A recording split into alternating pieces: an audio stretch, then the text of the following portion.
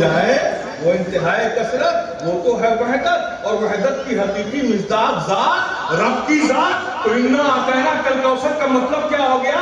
اے محبوب میں تیرا ہو گیا۔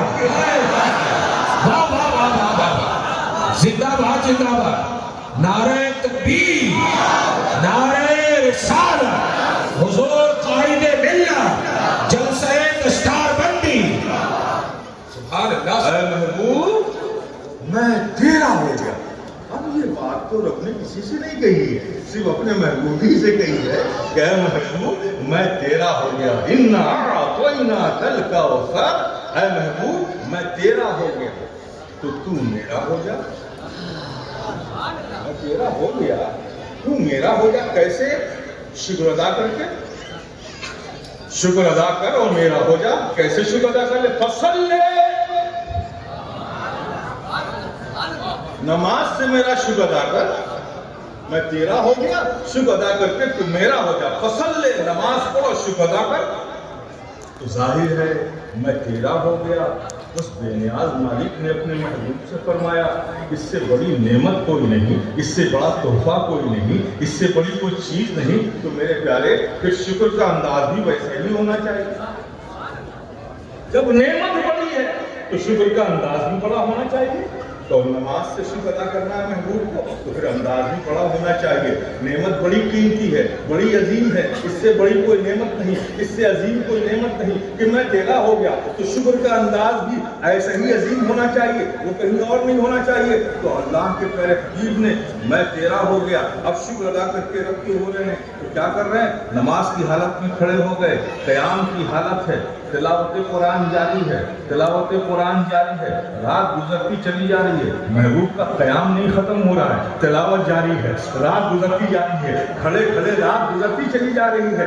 اللہ نے دیکھا اپنے محبوب کو اس حالت میں کہ میرا محبوب شکر ادا کرنے کے لیے رات میں قیام کی حالت میں نماز میں کھڑا ہو گیا ہے، تلاوت قرآن میں اس قدر مستغرق ہے کہ رات کے گزرنے کا بھی احساس نہیں۔ محبوب کے پیروں میں ورم آ گیا ہے، جبریل کو بلایا، اے جبریل آؤ، یہ میرا محبوب میری یادوں میں، قرآن کی تلاوتوں میں، میرے شکر کو ادا کرنے میں اس قدر مستغرق ہو گیا ہے کہ اس کے پیروں میں ورم آ گیا۔ جاؤ جبریل میرے محبوب سے کہہ دو کہ اے محبوب اتنی دیر تک کھڑے رہا مت کرو، کچھ آرام بھی کر لیا کرو،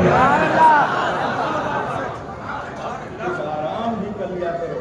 نعمت بڑی تو شکر کا انداز بھی بڑا، شکر کا انداز بھی بڑا۔ آپ رات بھر کھڑے ہو کے فجر کر دو تب بھی کوئی نہیں آنے والا۔ بات محبوب کی ہے، بات محبوب کی، کھڑے ہو گئے، مستغرق ہو گئے یاد الہی میں، تلاوت قرآن میں، تو رات کی گزرنے کا بھی احساس نہیں۔ اللہ نے جبریل کو بھیجا، اتنی دیر مت کھڑے رہا کرو، ارے کچھ آرام بھی کر لیا کرو۔ تو نعمت بڑی تو شکر کا انداز بھی بڑا۔ اس کے بعد میں تیرا ہو گیا تو میرا ہو جا، نماز سے شکر ادا کر، اور وَنْحَرْ، اور قربانی سے میرا شکر ادا کر۔ اس کے بعد قربانی دے اور میرا شکر ادا کرو، میرا ہو جا، شکر ادا کر کے میرا ہو جا۔ تو اللہ کے پاس کہ نعمت بڑی ہے تو قربانی کا انداز بھی ایسا ہونا چاہیے، ایسا ہونا چاہیے جیسی قربانی کی کوئی مثال روئے زمین پہ نہ ملے۔ اس نعمت سے بڑی کوئی نعمت نہیں، تو قربانی کا انداز بھی ایسا ہونا چاہیے جس کی کوئی مثال نہ ملے۔ تو اللہ کے پیارے حبیب نے قربانی دی، قربانی دی کس کی دی؟ ایسی قربانی دی جس کی کوئی مثال نہیں، اس کی قربانی دی جو راکب دوش پیمبر ہے، اس کی قربانی دی جس کے ہونٹ مبارک کو کھجور کی گٹھلیوں کی طرح نبی اپنے ہونٹ منہ میں لے کر چوسا کرتے تھے، اس کی قربانی دی جس کے حلقوم مبارک کو چوما کرتے تھے، اس کی قربانی دی کہ نبی سجدے میں ہو، حسین شانے پر سوار ہو جائے تو نبی اپنے سجدے کو طویل کر دیں، اس کی قربانی۔ میرے پیارے انعام بڑا ہے قربانی کا انداز۔ اب کوئی کہہ سکتا ہے کیونکہ آج کل دماغ بہت چلتا ہے، کہہ سکتا ہے کہ حسین کی قربانی دے حسین اور شکر ادا ہو نبی کا، قربانی دے حسین اور شکر ادا ہو نبی کا، یہ کیا بات ہو گئی؟ تو پھر مجھے سمجھا دے بھائی، حضرت ابراہیم خلیل اللہ علیہ السلام نے خواب میں دیکھا بیٹے کو قربان کرتے ہوئے، حکم الہی سمجھ کے بیٹے سے کہا میں نے یہ دیکھا ہے کہ اللہ کی راہ میں مجھے قربان کرنا ہے۔ بیٹے بھی کون تھے؟ اسماعیل ذبیح اللہ۔ اپنے خواب کی تعبیر مکمل کی عملی طور پر، میں تیار ہوں۔ اب انصاف سے بتاؤ، حضرت ابراہیم نے لٹایا اسماعیل ذبیح اللہ کو، چھری ہاتھ میں لی اور چلا بھی دی، لیکن کیا چھری حضرت اسماعیل ذبیح اللہ کی گردن پہ چلی؟ کیا نہیں چلی نا؟ نہیں چلی نا؟ کس پہ چل گئی؟ اللہ نے دمبا رکھ دیا، دمبے پہ چل گئی۔ تو وہاں چھری چلے دمبے پر اور کہلائے حضرت اسماعیل ذبیح اللہ۔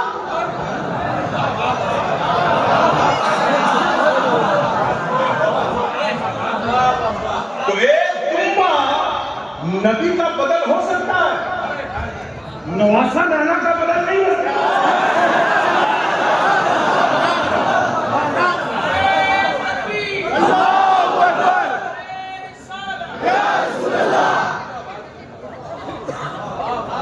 قربانی ایسی دی کہ صبح قیامت تک اس کی مثال نہیں لا سکتے۔ تو دے دی، محبوب نے قربانی دے دی، نماز سے شکر ادا کیا، قربانی سے شکر ادا کیا، ہو گئے محبوب رکھ کے، ہو گئے نا؟ میں تیرا ہو گیا تو میرا ہو گیا، ہو جا، ہو گئے محبوب رکھ کے، تو بچا کیا دیا؟ تو اعلان کر دیا رب نے، تو میرا ہو گیا، تو ہو گیا، میں تیرا ہو گیا، تو اب کچھ نہیں بچا۔ تو محبوب یہ میرا اعلان ہے، ان شانئک ھو الابتر، جو تیرا دشمن ہے وہ کسی شمار میں نہیں ہے،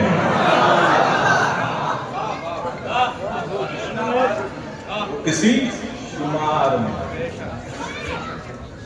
چونکہ یہ درسگاہ ہے، درسگاہ کا جلسہ ہے، تو کچھ بات میں نے اس لیے تھوڑا سے آپ کے لیے ہو سکتا ہے اونچی ہو، لیکن کچھ باتیں علمی بھی ہو جانی چاہیے، وہ میں نے کر دی۔ ایک مختصر سے تفصیل انا اعطیناک الکوثر کی پیش کرتا ہوں۔ اب آپ کے ذوق کی چیز میں پیش کرتا ہوں۔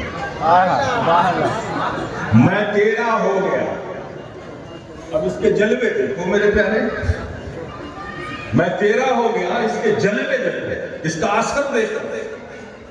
مجھے بتاؤ، دنیا کا یہی دستور ہے نا، قانون ہے، یہی رسم ہے، یہی رواج ہے، یہی سسٹم ہے کہ ہر چھوٹا بڑے کا پروٹوکول سکھاتا ہے۔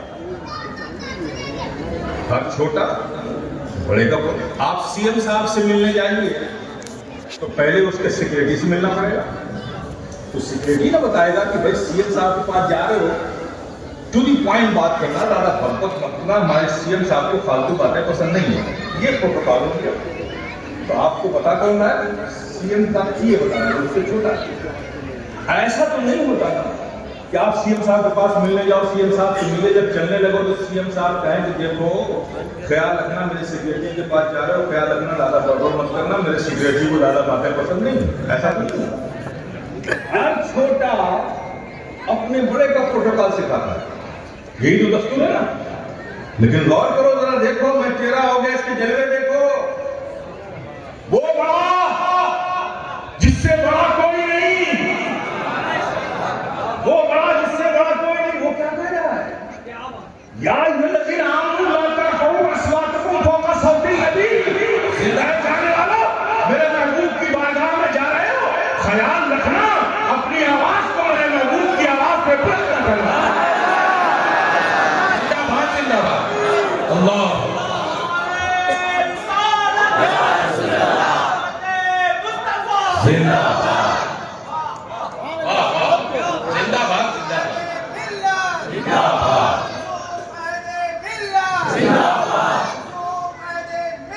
زندہ کیوں؟ اس لیے کہ جانے والوں خیال رکھنا، ہوش رکھنا، ادب رکھنا، احترام رکھنا، اپنے شعور کو حاضر رکھنا، اس لیے کہ مصطفیٰ جان رحمت کی بارگاہ دراصل بارگاہ ہے خدا ہے۔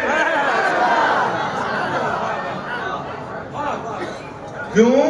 اس لیے کہہ تو چکا کہ میں تیرا ہو گیا، کہہ تو چکا کہ میں تیرا ہو گیا۔ دیکھو دیکھو میرے پیارے، میرے آقا کی محبوبیت کی شان دیکھو، میں تیرا ہو گیا اس کے جلوے دے۔ اب ذرا مجھے بتاؤ، آپ نے واقعہ سنا ہوگا نا، سنا ہوگا وہ ہجرت کے رات جب دشمنوں نے پلان بنا لیا کہ آج شب نبی جس گھر میں ہوں گے اس کا محاصرہ کریں گے، رات تھوڑی جب گزر جائے گی، لوگ گہری نیند میں ہوں گے تو ہم نبی پاک صلی اللہ علیہ وسلم کو جانی نقصان پہنچائیں گے۔ معاذ اللہ، ان لوگوں نے یہ پلان بنا لیا، افراد متعین ہو گئے، انعام کی لالچ میں سب نکلے اور گھر کا محاصرہ کر لیا۔ اس رات نبی جس گھر میں تھے اس گھر میں صرف دو ہی تھے، ایک نبی تھے، ایک علی تھے۔